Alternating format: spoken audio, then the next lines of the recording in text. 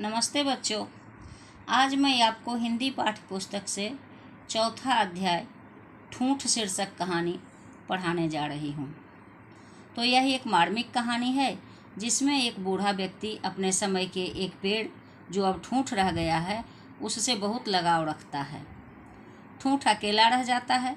लोग सोचते हैं कि अब वह किसी काम का नहीं रहा है। ठीक यही स्थिति उस बूढ़े व्यक्ति को अपने परिवार में है। अब वह परिवार के लिए बोझ है। तो आइए पढ़कर जानें कि किस प्रकार ठूंठ उस बूढ़े व्यक्ति के काम में आता है। शर्मा जी पूरी तरह लैस होकर वह हाथ में छड़ी ले तैयार थे सुबह की सैर के लिए। नन्हा राहुल भी अपने चिर परिचित अंदाज में अपने दादाजी के साथ तैयार था। शर्मा जी जो हैं सो सुबह सुबह छड़ी लेकर के टहलने के लिए निकल जाते हैं और उनका पोता है छोटा सा, कहता है अपने चिर परिचित अंदाज में। चिर परिचित का मतलब क्या होता है? जाना पहचाना, पुरानी जान पहचान जिससे हो। तो वह भी निकल जाता है दादाजी के साथ। हालांकि उसको सैर से कोई लेना देना नहीं है। वह दादाजी के साथ जाता था सिर्फ किस लिए? तो जब सैर करने के लिए जाता था तो लौटते समय दादाजी उसको दाऊ की हलवाई की गर्मा गर्म कचौड़ी खिलाते थे। इसीलिए वह बच्चा जो है सो जाता था दादाजी के साथ। आगे आगे राहुल और पीछे पीछे उसके दादाजी। आज फिर शर्मा जी उस ठूंठ के सामने जाकर रुके और अपनी छड़ी को उसके साथ टिकाकर व्यायाम करने लगे। क्या कहता है कि शर्मा जी जाते हैं और वहीं जाकर के कहाँ, जहाँ ठूंठ वृक्ष है उसके पास जाकर के छड़ी टिका करके व्यायाम करने लगते हैं। और नन्हा राहुल जो है सो वहाँ बैठकर खेलने लगता है। न जाने क्यों शर्मा जी को इस ठूंठ से अत्यधिक लगाव था, तभी तो वे प्रतिदिन इसे बाहों में भर अपने व्यायाम की शुरुआत इसी के साथ किया करते थे। शर्मा जी जब भी वहाँ जाते थे तो क्या करते थे? पहले उस ठूंठ को बाहों में भरते थे और इसी से उनका व्यायाम शुरू होता था। नन्हा राहुल जो था सो टुकुर टुकुर यह सब देखते रहता था। एक दिन उससे रहा नहीं गया तो उसने पूछ लिया। और क्या पूछा कि आप इसे रोज़ अपनी बाहों में क्यों लेते हो? तो कहते हैं शर्मा जी, राहुल बेटा, यह ठूंठ सिर्फ ठूंठ ही नहीं है, अपितु मेरा दोस्त है। वो क्या बताते हैं कि यह मेरा दोस्त है और कहते हैं कि बरसों हमने इसके साथ गुजारा है। इसकी तरुणाई एवं इसके यौवन का मैं साक्षी रहा हूँ। कहते हैं कि इसके जवानी की अवस्था का मैं साक्षी हूँ, गवाह हूँ। यह हमेशा से ठूंठ ही नहीं था। इसकी ठंडी छाँव में बैठकर तेरी दादी, तेरे पापा तथा मैं भीषण गर्मियों में इसका भरपूर आनंद उठाया है। आज समय के थपेड़ों ने इसका यह हाल कर दिया है। और यह कहते कहते न जाने शर्मा जी अतीत की किस दुनिया में खो गए। राहुल ने पूछ ही लिया, दादाजी यह पेड़ आपका दोस्त यानी सबसे अच्छा दोस्त भला कैसे हो सकता है? दादाजी कहते हैं, अच्छा राहुल, यह बताओ कि तुम दोस्त किसे कहते हो? शर्मा जी ने पूछा। तो बच्चा बताता है, वही जो समय पर काम आए। बिल्कुल ठीक कहा राहुल। देखना मेरा दोस्त, यह ठूंठ भी हमेशा मेरा साथ देगा। क्या कहते हैं दादाजी? कि देख लेना यह ठूंठ हमको साथ देगा। राहुल की समझ में दादाजी की बातें नहीं आ रही थी। शायद वह सोच रहा था कि दादाजी सठिया गए हैं। भला एक ठूंठ मनुष्य का दोस्त किस तरह हो सकता है? दादाजी देखो सूरज कितना निकल आया है, जल्दी चलो। कहते हैं दादाजी, मुझे पता है तेरे पेट में चूहों ने अपना तांडव शुरू कर दिया है। ताऊ जी लाला की दुकान तुझे बुला रही है। चल, तेरा कर्ज तो मुझे चुकाना ही है। वैसे भी तू तो मेरा सूद है। और फिर भला मैं कैसे भूल सकता हूँ कि तू मूल से सूद अधिक प्यारा होता है। और फिर दादा पोते जा पहुँचे दाऊ जी लाला के यहाँ। क्या कहते हैं दादाजी कि तुमको लगता है भूख लग गई है, तुमको हलवाई का दुकान जो है सो बुला रहा है, इसलिए तुम जाने के लिए कह रहे हो। और फिर बताते हैं कि तुम मेरा सूद हो यानी पोता हो, इसलिए तुम बहुत प्यारा हो, इसलिए मैं तुमको तो खिलाऊंगा ही। ये सब कहते हैं। फिर कहते हैं, क्यों राहुल आज ये उसकी मम्मी जो है राहुल की, वो पूछती है कि क्यों राहुल आज वापस आने में देर कैसे हो गई? तो फिर शर्मा जी कहते हैं कि बेटी राहुल जिद कर रहा था कचौड़ी के लिए।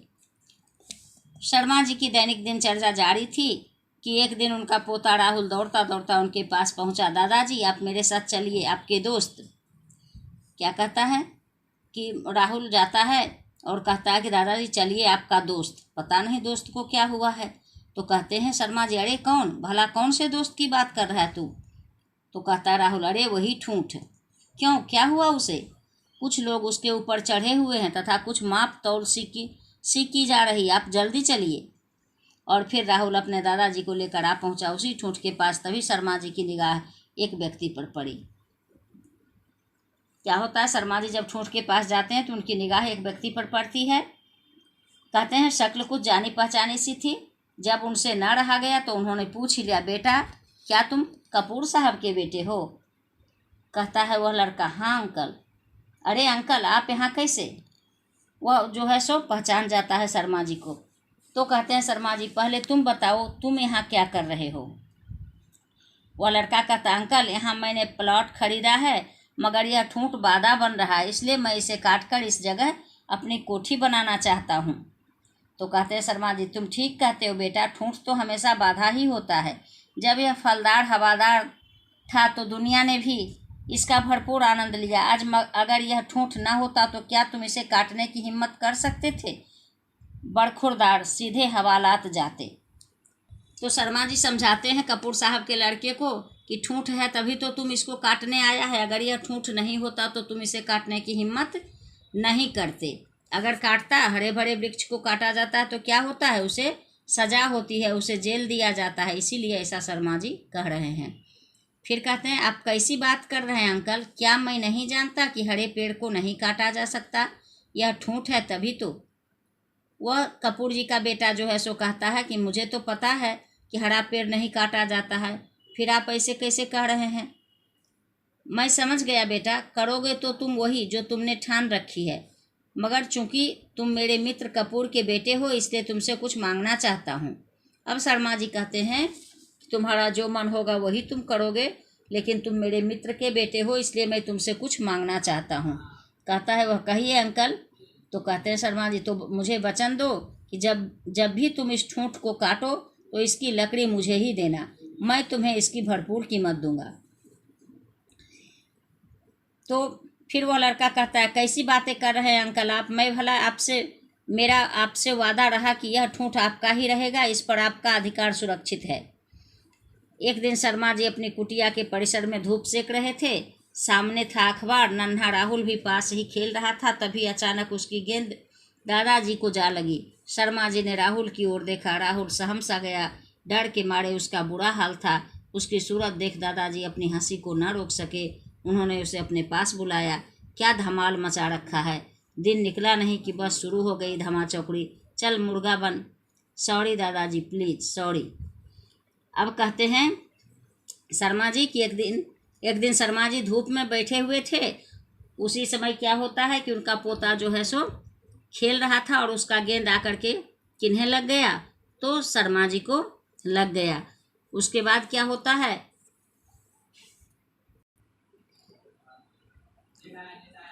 कि राहुल का डर के मारे बुरा हाल हो जाता है। उसकी सूरत देख करके दादाजी को हंसी आ जाती है और उसे अपने पास बुला लेते हैं और कहते हैं कि तुमने यह क्या धमाल मचा रखा है, दिन निकला नहीं कि तुम शुरू हो जाता है धमा चौकड़ी करने के लिए। और क्या करते हैं कि बच्चे को दंडित करने के लिए कहते हैं कि तुम मुर्गा बनो।